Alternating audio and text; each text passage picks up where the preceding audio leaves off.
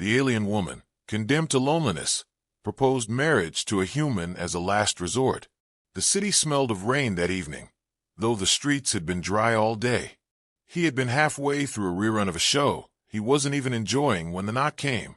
Not a polite knock either, but a firm, deliberate rhythm, as if whoever stood on the other side knew exactly why they were here and had no intention of leaving until he opened. He debated pretending not to be home, because really, who knocked anymore when texts existed? But curiosity got the better of him. She stood there, tall, slender, wrapped in a plain coat that seemed borrowed from some thrift store, her face calm and unreadable. It wasn't until his eyes traced the delicate curve of her head that he saw them, long, tapering ears, rising gracefully beyond the hairline. His brain, not built for handling that sort of detail at 10 in the evening, did the only reasonable thing it could, convinced itself they were part of some elaborate cosplay. "Marry me," she said. No hello, no introduction, no small talk about the weather. Just those two words, delivered with such intensity that he almost dropped the remote he was still holding. He blinked at her. I think you might have the wrong apartment. I've got leftover pizza, but that's not usually a marriage-level offering." Her expression didn't shift, though her ears twitched in a way that made him wonder if they were more sensitive than antennae. "No mistake. You, human, marry me, or I will wither alone." He coughed, choking on nothing. "You know, most people just swipe right or left. We have apps for this kind of thing." She tilted her head, as if he'd just spoken in riddles.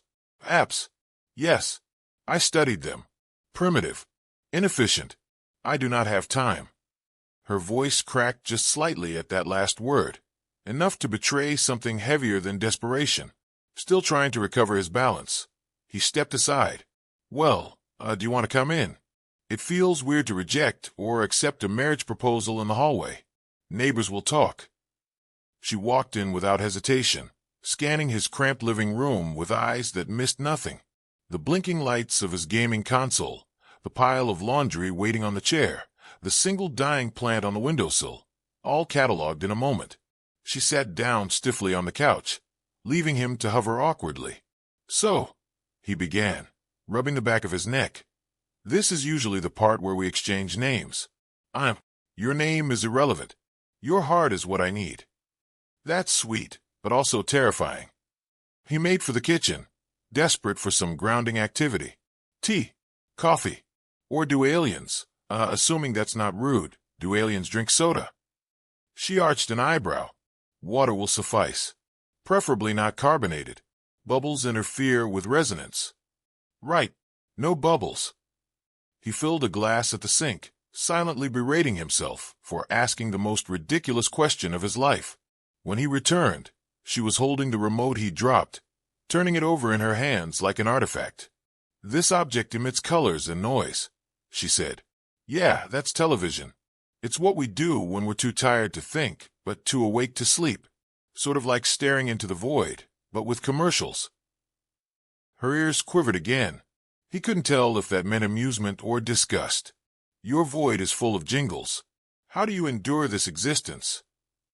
"Mostly snacks," he admitted. Something like a smile tugged at her lips, though it didn't quite reach her eyes.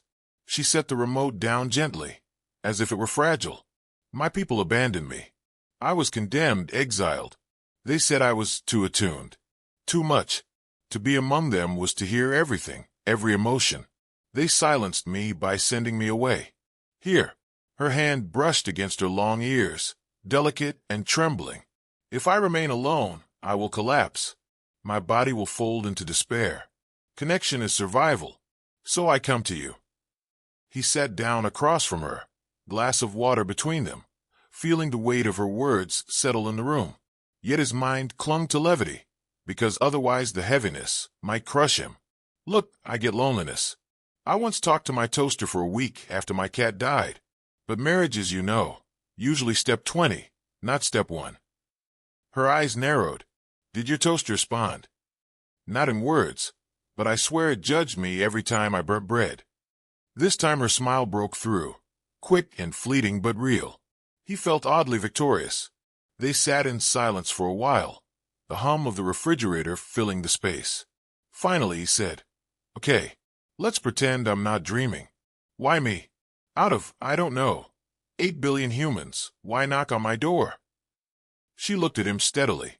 "Because you are ordinary. Ordinary hearts survive storms better than extraordinary ones. You have space for someone like me."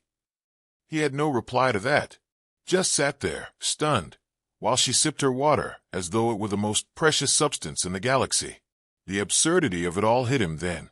An alien exile, long ears catching every flicker of emotion, sitting on his couch and asking for marriage. And him, with nothing but leftover pizza, a dying plant, and a head full of reruns. He almost laughed, and then he did, a sound somewhere between nervous and incredulous. She tilted her head again, and for the first time her voice softened, almost playful. "Do not mock me, human." "I'm not mocking," he said, still chuckling. "I'm just wondering if I should put this on my dating profile. Accepts proposals from extraterrestrials. Might get more matches." Her ears quivered, and she whispered, "Perhaps I have chosen well." The next morning began the way his mornings usually did, with the shrill cry of the alarm, a groggy slap at the snooze button, and a vague promise to himself that he would get his life together starting tomorrow. But unlike other mornings, this one included an alien woman sitting cross-legged on his kitchen counter, examining his toaster as though it were a piece of alien technology. "You spoke of this device," she said when he stumbled in, rubbing sleep from his eyes. "It judges you." He squinted at her. "It just burns bread sometimes." "That's not judgment, that's bad wiring." Her long ears twitched. "It hummed at me when I touched it. I do not like its tone." He poured himself coffee, deciding not to start the day with an argument about appliances. "Well, you'll have to get used to it. Around here, appliances hum, neighbors gossip, and I can't afford new ones of either." She slid gracefully off the counter, moving with the kind of precision he normally only saw in martial arts movies. "Your dwelling is cluttered, yet it feels safer than silence." That's the nicest insult I've ever received. He sipped his coffee, grimaced at the bitterness, and tried again to make sense of the fact that there was an actual extraterrestrial in his apartment. She turned to face him, serious as ever. "We need rules." "Oh, good. Nothing says budding romance like a rules committee. I will explain my exile. You will listen. Then you will decide if you can sustain me." Her voice cracked slightly on that last phrase, and he noticed the way her hands clenched as though bracing for rejection. He set his coffee down, suddenly more awake. "All right, hit me. But not literally, please. I bruise easy." She sat across from him at the table, her posture unervingly perfect. "My people are listeners. We hear more than words. Emotion vibrates, resonates. It guides us, shapes us. But I heard too much. Not only those near me, but distant hearts as well. They called me unstable, dangerous. They feared I would drown in the tide of feelings." "And so they sent you here," he said softly. "Yes, they exiled me to a planet where emotions are loud but incoherent, hoping it would break me. They did not understand that loneliness is worse than noise." He tapped his mug, trying to lighten the mood. "So basically, you're the universe's best eavesdropper, and they didn't like it." Her ears trembled faintly.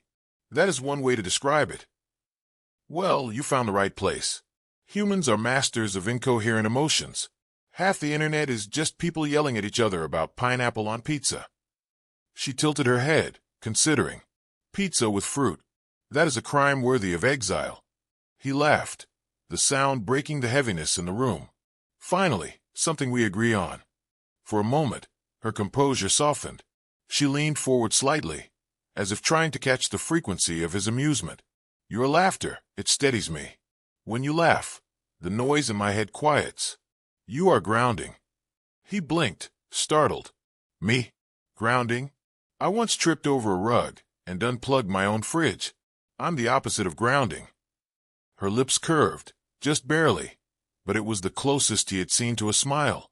The rest of the day unfolded in strange domesticity. She insisted on helping with chores, though her definition of help was questionable. The laundry machine, for example, became a rotating water prison, and she spent 20 minutes interrogating it before admitting defeat. The vacuum cleaner sent her scrambling onto the couch, ears flat against her head. "You call this thing cleaning?" "It is a predator," she hissed as he turned it off. "It's only dangerous if you have crumbs," he said, trying not to laugh. By evening, the apartment looked almost respectable, though he suspected she'd simply reorganized everything by some alien logic only she understood. The spoons were in the fridge, his socks were arranged in concentric circles on the floor, and his cat calendar now hung upside down on the wall. When they finally collapsed onto the couch, she looked strangely content. "I feel less empty. Perhaps this is what companionship is." He scratched his head. "Well, usually companionship involves Netflix and snacks, but sure, close enough." She turned to him suddenly, eyes sharp. "Will you marry me now?" He nearly choked on his soda. "You don't waste time, do you?" "I do not have time," she said simply. "Every day alone weakens me. My body endures, but my resonance, it fades."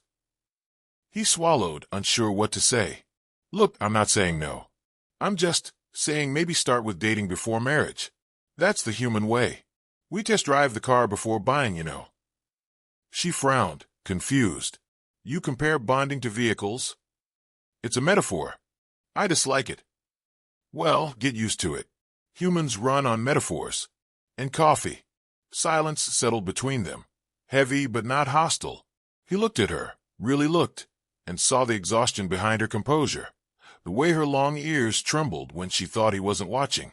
For the first time, the absurdity of the situation gave way to something else, responsibility. Finally, he sighed.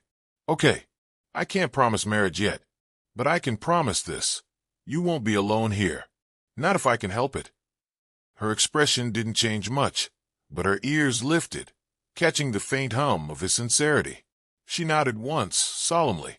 "Then perhaps I will endure." And just like that, the strangest partnership in the universe had officially begun, sealed not with vows, but with leftover pizza and a very judgmental toaster. The first sign that things were changing came when the neighbors started whispering. It wasn't unusual for his apartment building to thrive on gossip. The lady in 2B claimed her dog could sense earthquakes. The guy in 5C insisted he was growing potatoes on his balcony. But lately the whispers circled around him. People noticed the tall woman with the strange aura who entered his apartment and rarely left. Some said she was a foreign actress hiding from paparazzi. Others insisted she was a government experiment. One conspiracy enthusiast even suggested she was a time traveler sent to prevent the rise of self-aware toasters. He tried to laugh it off, but he noticed the looks. And she noticed more than looks. "Their hearts tremble when they see me," she said one evening as they sat side by side on the couch. "They sense difference. Fear hums through their veins like static." "Yeah, well, humans aren't great at subtlety," he admitted.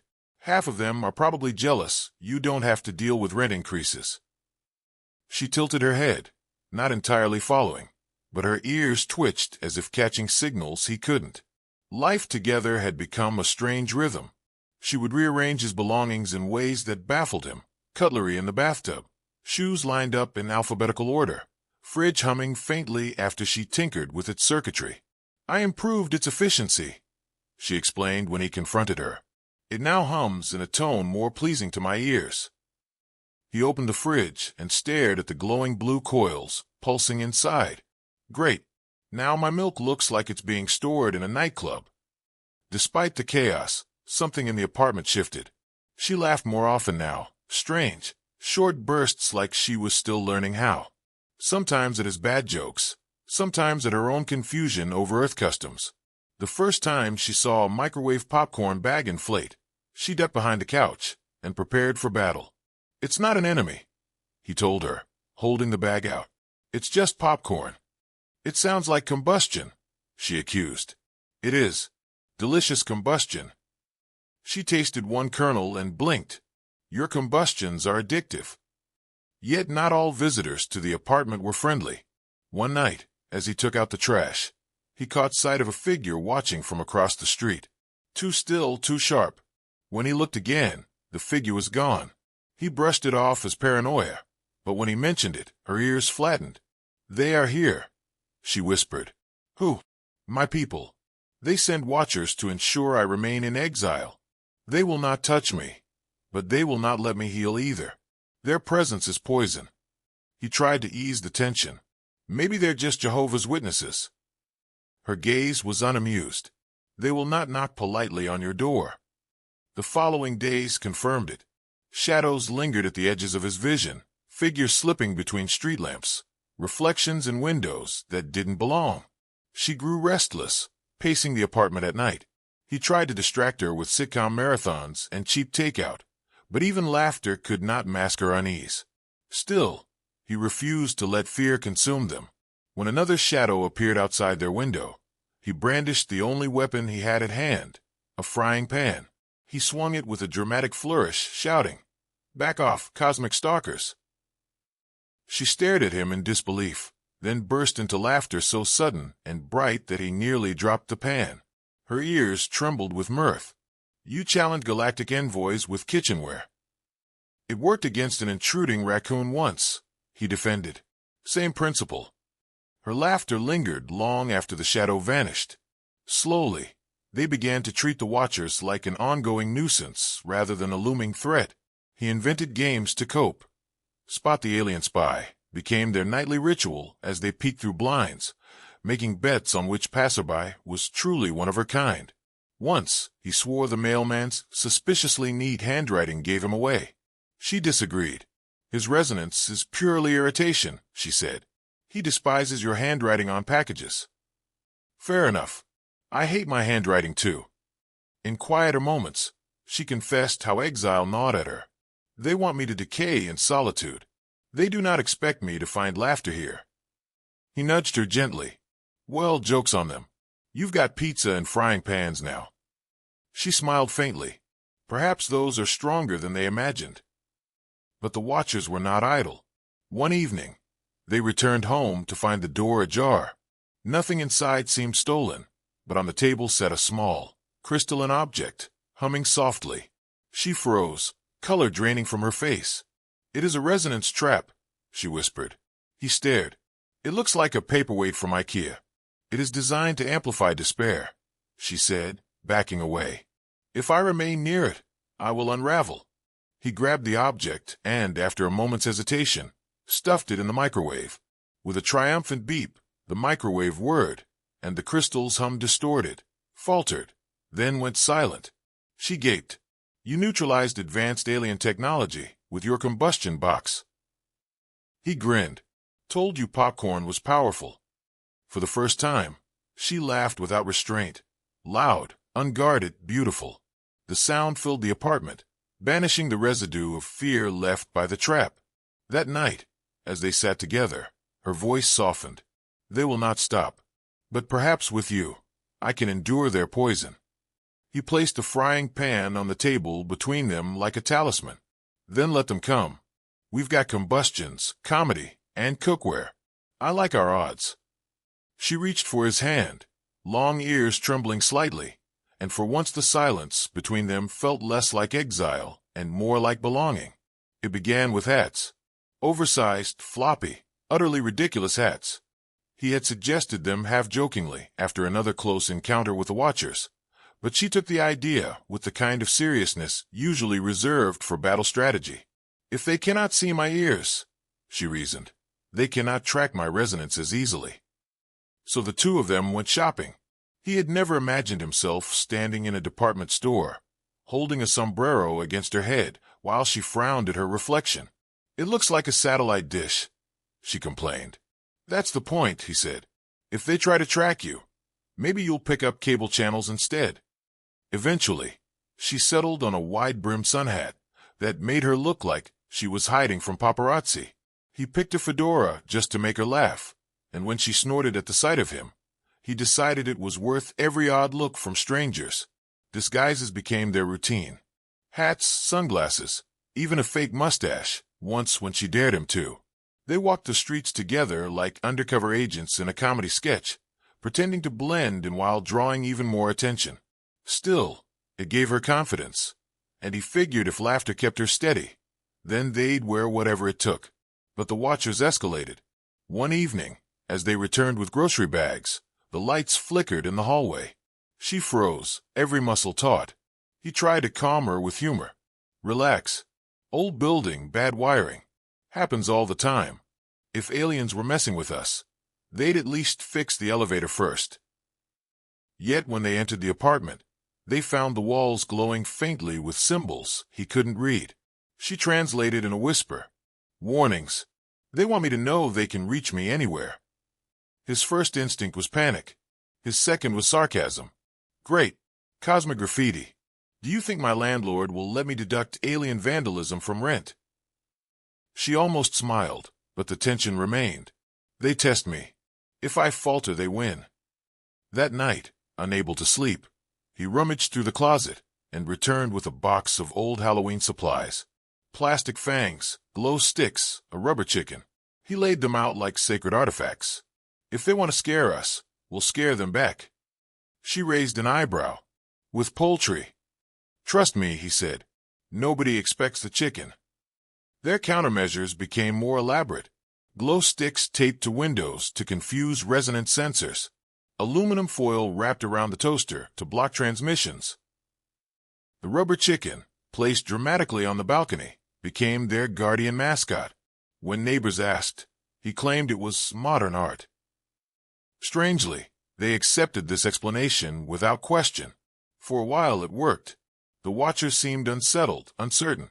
She relaxed enough to laugh again, especially when he performed mock battle drills with the frying pan. You fight like a farmer, she teased. Farmers feed the world, he countered, and occasionally chase raccoons. That's basically intergalactic defense. Yet beneath the humor, something deeper grew. She began to share stories of her world, of crystalline cities that sang in harmony with their inhabitants, of long nights under skies filled with auroras. Her voice carried both longing and bitterness. They silenced me because I love too freely. They fear love more than war. He listened, moved in ways he couldn't quite articulate. Sounds like they kicked out the best part of their civilization. Her ears trembled softly at that, and for once, she had no rebuttal.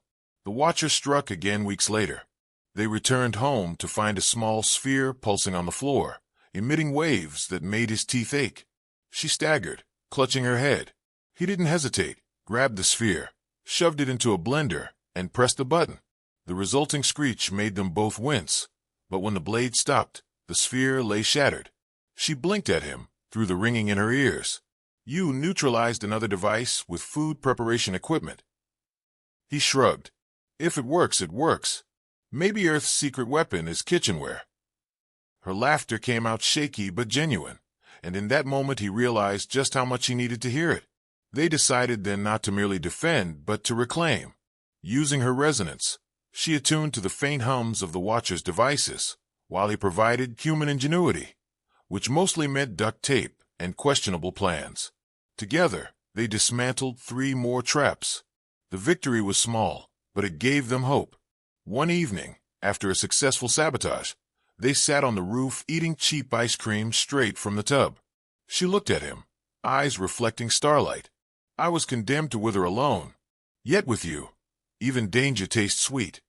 He tried to lighten the weight of her words. That's just the ice cream. Lots of sugar. But when she reached for his hand, long ears trembling, he didn't pull away. For the first time, the Watchers felt less like inevitable doom and more like an obstacle they might actually overcome, armed with laughter, love, and a disturbingly effective rubber chicken. The end came without warships, without explosions, without the dramatic soundtrack he half expected. It came with a knock at the door, calm and deliberate, the same kind of knock that had brought her into his life months before. She stiffened, ears trembling, as he opened it. 3 figures stood there, elegant and cold, their long ears gleaming like sharpened blades. Envoys. They didn't step inside, but their presence filled the room. You have endured longer than expected, the tallest said. Your exile should have broken you. Instead, you cling to this human. She rose, chin high, voice steady though he could feel her hand shaking. I was condemned to loneliness. Yet I found laughter. I found grounding. The envoy's gaze slid to him, unimpressed. This creature is unworthy. Fragile. Temporary. He cleared his throat. Fragile? Maybe. Temporary? Definitely. But I'm worthy? I've survived bad landlords, food poisoning, and 3 seasons of reality television. I think I can handle cosmic in-laws. One of the envoys tilted their head, confused. In-laws? Means family, he said. Means you don't get to scare her anymore. He picked up the frying pan, not as a weapon but as a symbol, absurd and defiant. Because if you try, you'll have to deal with me and my cookware collection. To his shock, she laughed, loud, unrestrained, beautiful. The sound rippled through the air, disrupting the cold stillness of the envoys. They faltered, ears twitching, as if her joy was a frequency they could not withstand. She is not broken, one muttered. She resonates beyond our control. And that, she said firmly, is why I will never return to you. The envoys hesitated, then vanished, dissolving into light that left only silence behind. He lowered the frying pan slowly. So did we just win? Because I was fully prepared to throw this at someone. She turned to him, eyes shimmering. We won because I chose. Not them. Not Exile. Me. For a moment, the weight of everything hung between them. The loneliness she had endured, the absurd battles fought with blenders and rubber chickens, the fragile bond that had grown stronger with every laugh. Then she stepped closer, ears trembling softly. You said once that humans test drive before committing. But I am ready for the journey. He blinked. Are you saying? Yes, she said simply. Yes to us. Yes to not withering alone. Yes to laughter. His first instinct was to make a joke, something about needing to buy a second toothbrush, but the look in her eyes stopped him. Instead, he nodded, heart pounding. Then yes, to all of it. They stood there in their cluttered little apartment, surrounded by alien remnants and human mess, and it felt more real than anything he had ever known. Life after that wasn't easy. The Watchers never returned, but the neighbors kept gossiping. Their disguises stayed in the closet, but the rubber chicken remained on the balcony, now less a defense system and more a reminder. They fought over laundry, laughed at sitcoms, and sometimes sat in silence when the weight of her past threatened to return. But they faced it together. One evening, as they shared ice cream on the roof again, she leaned her head against his shoulder. Do you regret opening the door that night? He thought back to the knock, the desperate plea, the absurdity of it all. Then he smiled. Only when you reorganize my socks into crop circles. She laughed, ears trembling, and the sound carried into the night sky. Against all odds, an alien exile and an ordinary man had found something worth holding on to. Not perfection, not fairy tale romance, just connection, messy and ridiculous and real. And in that, they were invincible. The end.